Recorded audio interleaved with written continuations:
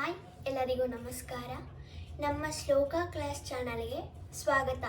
ಈ ಚಾನಲ್ ಅಲ್ಲಿ ಶ್ಲೋಕ ಮತ್ತು ಸ್ತೋತ್ರಗಳನ್ನು ಸರಳವಾಗಿ ಹೇಳುವುದಕ್ಕೆ ಕಲಿಯೋಣ. ಇವತ್ತಿನ ಕ್ಲಾಸನ್ನು ಪ್ರಾರಂಭಿಸೋಣ. ವಜ್ರಾಸನ.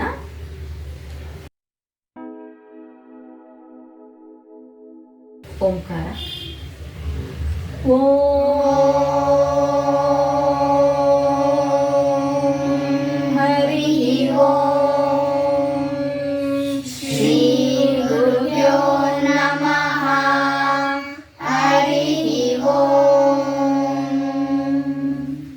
ನಮಸ್ತೆ.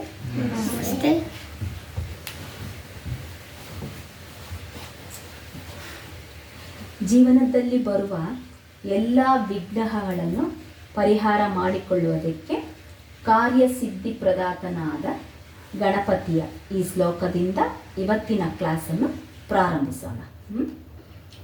ಸರ್ವ ವಿಘ್ನಹರಂ ದೇವಂ ಸರ್ವ ಕಾರ್ಯ ಫಲಪ್ರದಂ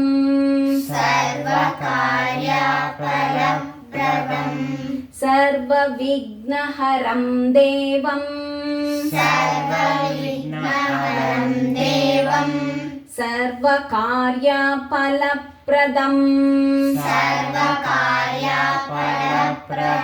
ಸರ್ವ ಸಿದ್ಧಿ ಪ್ರದಾತಾರಂ ಸರ್ವ ಸಿದ್ಧಿ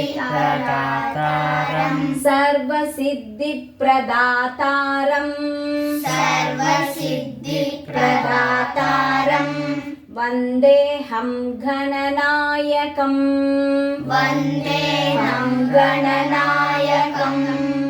ಸರ್ವ ವಿಘ್ನಹರಂ ದೇವಂ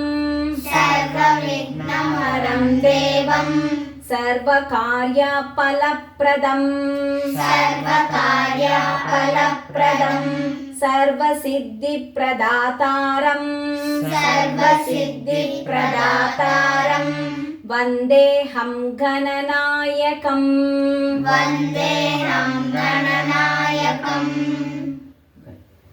ಈಗ ಮನುಷ್ಯ ರೂಪ ಮತ್ತು ಸಿಂಹ ಮುಖವನ್ನು ಹೊಂದಿರುವ ಮಂಗಳ ಸ್ವರೂಪನಾದ ನರಸಿಂಹಸ್ವಾಮಿಯವರ ಒಂದು ಶ್ಲೋಕ ಹೇಳೋಣ. ಭಯವನ್ನು ನಾಶನ ಮಾಡಿ ಅಭಯವನ್ನು ಕರುಣಿಸುವ ನರಸಿಂಹಸ್ವಾಮಿಯವರದ ಶ್ಲೋಕ ಇದು. ಈ ಮಂತ್ರವನ್ನು ಭಯ ಇದ್ದಾಗ ಭಯ ಎಲ್ಲ ತೊಲಗತ್ತೆ ಅಂತ ಮಂತ್ರ ಇದು. ಅದನ್ನು ಹೇಳ್ಕೊಡೋಣ, ಆಯ್ತಾ? ಉಗ್ರಂ ವೀರಂ ಮಹಾವಿಷ್ಣುಂ ಜ್ವಲಂತಂ ಸರ್ವತೋಮುಖಂ ಉಗ್ರಂ ವೀರಂ ಮಹಾವಿಷ್ಣುಂ ಜ್ವಲಂತಂ ಸರ್ವತೋಮುಖಂ ನರಸಿಂಹಂ ಭೀಷಣಂ ಭದ್ರಂ ಮೃತ್ಯುಂ ನಮಾಮ್ಯಹಂ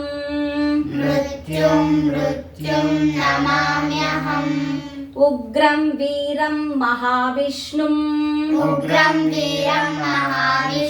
ಜ್ವಲಂತಂ ಸರ್ವತೋಮುಖಂ ನರಸಿಂಹಂ ಭೀಷಣಂ ಭದ್ರಂ ಮೃತ್ಯುಂ ನಮಾಮ್ಯಹಂ.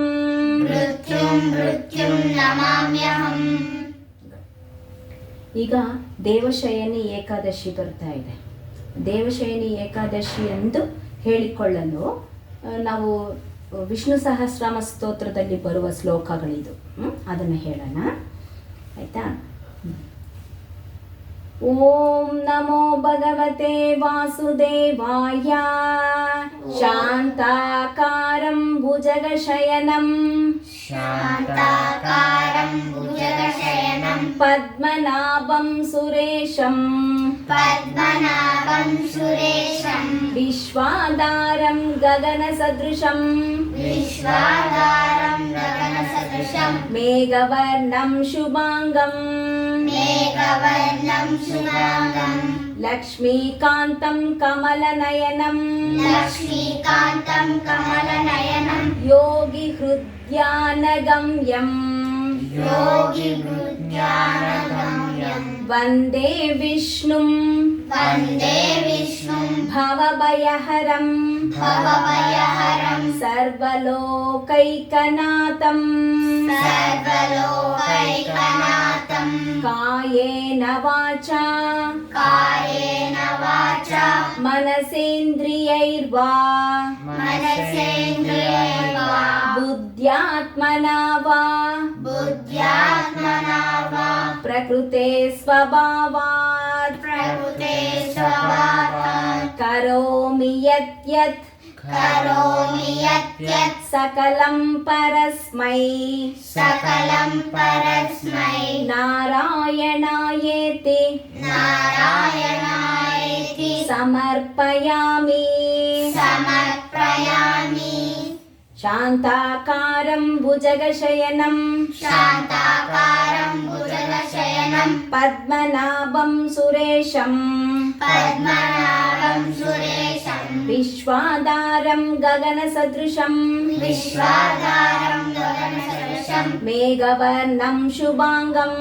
मेघवर्णं शुभाङ्गं लक्ष्मीकान्तं कमलनयनं लक्ष्मीकान्तं कमलनयनं योगिहृद्यानगम्यं योगिहृद्यानगम्यं वन्दे विष्णुं भवभयहरं वन्दे विष्णुं भवभयहरं सर्वलोकैकनाथं सर्वलोकैकनाथं कायेन वाचा मनसेन्द्रियैर्वा कायेन वाचा मनसेन्द्रियैर्वा बुद्ध्यात्मना वा प्रकृते स्वभावात् बुद्ध्यात्मना वा प्रकृते स्वभावात् करोमि यत् सकलं परस्मै करोमि यत् सकलं परस्मै नारायणायेति समर्पयामि नारायणायेति समर्पयामि ॐ श्री